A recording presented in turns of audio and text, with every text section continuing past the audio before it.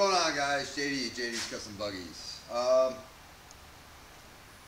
Fifth video. Yes, fifth video.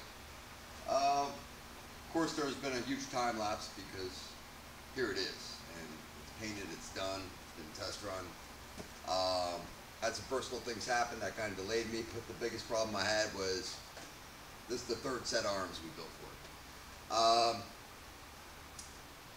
We discussed that probably we're going to have to do something with the front end because it was a little wide. So I made a second set of arms. I really didn't like the way they were turning out and moved on and bended those for a third set of arms. And third time was the charm. So we eliminated the width, and when we put the hubs on, we actually had 60 inches, which was fine. It was acceptable. There's a couple of buggies already that are 60-inch width that are racing. We got to thinking about it, talked to the owner.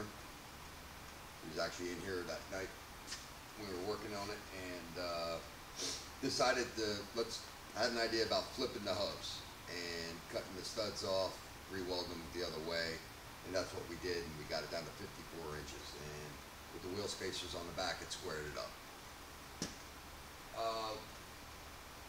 So that being said, front end's done, or was done, and then we moved on. The other thing is, you might want to bring it in closer.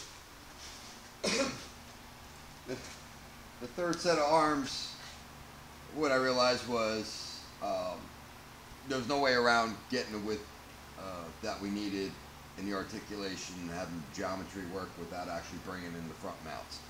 So that being said, I brought in the front mounts to the width of the rack, so all the pivots are the same. And then things started coming together. What I ended up doing was cutting the frame down here for clearance, and then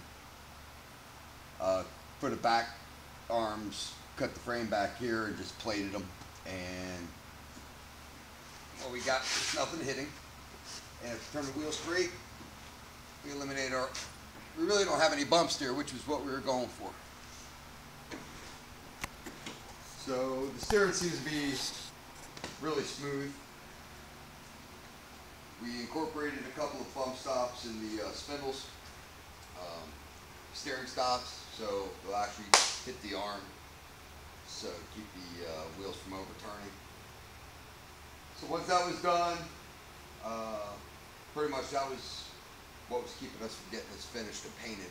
We actually rolled it outside at 1:30 a.m. last week and sprayed it down with John Deere green. Turns out the owner got a job with John Deere and wanted to kind of represent. So some yellow got buggy stickers, went with the yellow shocks. From there, got the motor and the swing arm, bolted it up, put the front end on the next morning, and the other deal was relocating the electrical box. So the electrical box was mounted pretty much close to his shoulder when it was in its original form, and being strapped in the belt, it was kind of hard to reach over your shoulder and turn it on and off. So I wanted to get it so where he could just kind of plunk down on the button. So we moved the box over here. Unfortunately, I already had everything painted, so I had to make a bolt-on bracket to hold the box on, and it's just close enough and just far enough away that it's easy to reach, but it doesn't seem it's going to interfere with seatbelts or anything like that. I had to run some new leads to the wiring, extend some of the wiring. I just made the engine harness, I just made a plug-in pigtail, so there's actually an extension, kind of like an extension cord that goes from the, the stator cords and whatnot in the motor, and covered it all up with wire loom.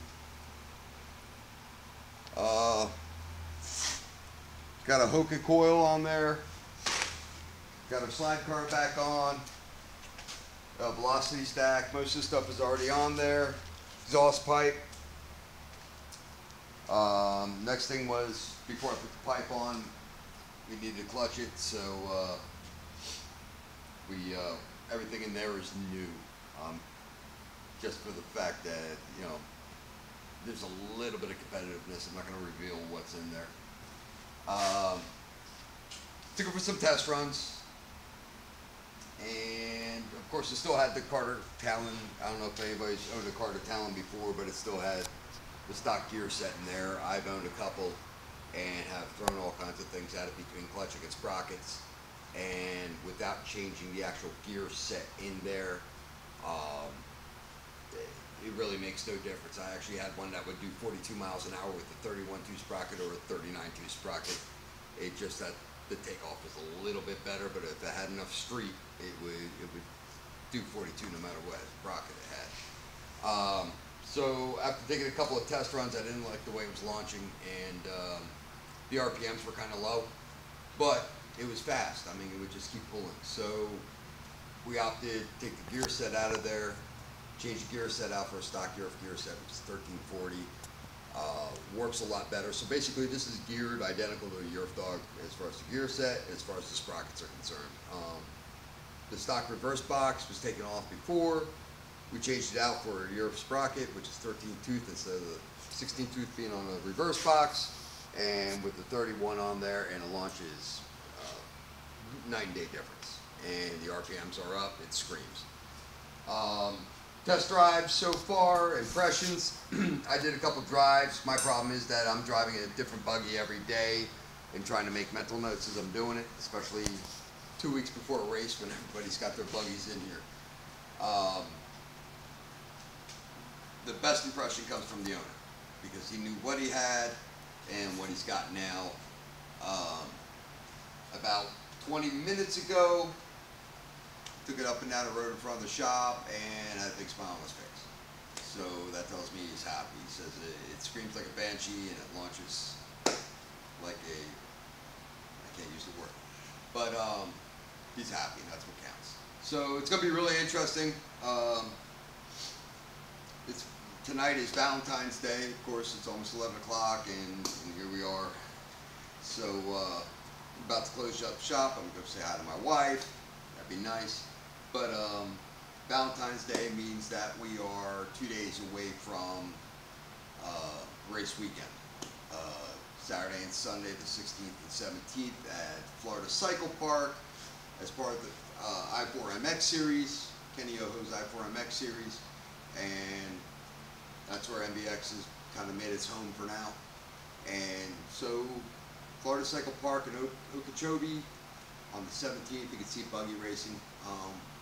What's kind of cool is that if you're not in Florida, if you're not near Okeechobee, you'll be able to go to nationalsportsbroadcasting.com, and there should be a link or a setup for watching the Kenny Yoho I4MX series. Those dates that MBX is a part of that, you should be able to see those races also, so no matter where you're at. And then I don't have a complete understanding, but from what I hear, you should be able to find them later on YouTube, which is really cool. Should give the buggy racing some great exposure. Want to thank a few people. First of all, I want to thank Christian Campo. This is his buggy. For allowing me to do this, because I love to do this kind of thing. B, I want to thank Kenny Yoho and the I4MX series for allowing us to, giving us a venue and allowing us to participate with them. And third of all, I'd like to thank Jason Snyder, because there would be no MBX without his help from the very beginning. So this is kind of what it is developing to be. It's the evolution. This is actually number 2 as far as buggies that I've built that are, its sole purpose is for track use, for doing this. So this is the second time now that I've taken a buggy, the first one being my wife's, but taking a buggy with the sole purpose of racing on the track against other buggies. So it's kind of cool. Hopefully there will be a third one coming up soon. It might even be for me, because at this point I'm starting to get jealous. I'm going to put myself on the waiting list. So that being said, I want to thank everybody for watching. Hopefully you've enjoyed these videos. We'll probably do it again. And have a good night and happy Valentine's Day.